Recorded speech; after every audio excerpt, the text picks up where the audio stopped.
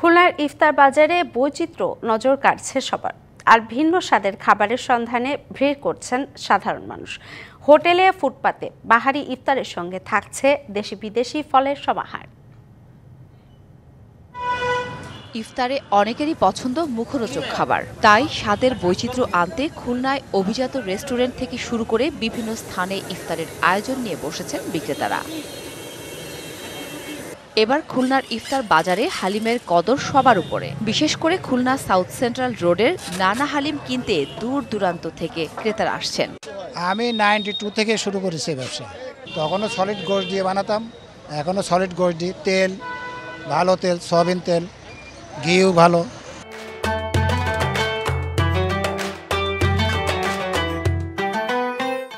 মশলা সব নিজে তৈরি করি, কোনো আমার কিনা মশলা না। এই হালিমটার জন্য অনেক দূর থেকে এই হালিমের প্রয়োজনেই বেশি একটা ভিড় হয় এখানে।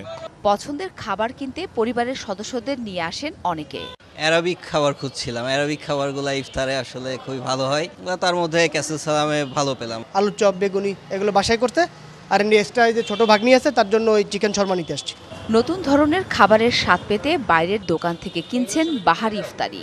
বিফ কাশ্মীরি কাবাব, বিফ বটি কাবাব, এটা কাবাবের ভিতরে, গ্রেভির ভিতরে আছে বিফ লাহোরি, যেটা আর কি বিফ ব্রেন মাছালা, এটা শুধু রমজানের জন্য করা হয়েছে। এবছর আপনার পাটিসাপটা পিঠা আছে, ফিন্নি আছে, মাঠা আছে, চিকেন ফ্রাই, চিকেন চাসলিক, কোয়েল পাখির ডিমের চপ। প্রতি বছরের নেই এবারও হয়েছে মাটন রোস্টেড মাটন লেগ, খুবই মজাদার হয় এটা, আর আমাদের খুব ভালো একটা প্রোডাক্ট, এটা ভালো সেলও হয় এটা। খুলনায় ভিন্ন স্বাদের বাহারি ইফতারি পসরার সঙ্গে আছে দেশি বিদেশি ফলের সমাহার। DBC news desk.